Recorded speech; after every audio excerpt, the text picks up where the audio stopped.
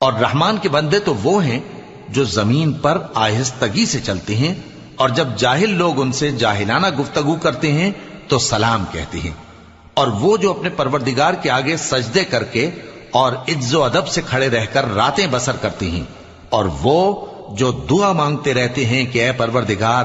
دوزخ کے عذاب کو ہم سے دور رکھیو کہ اس کا عذاب چمٹنے والا ہے، بے شک دوزخ ٹھہرنے اور رہنے کی بہت بری جگہ ہے۔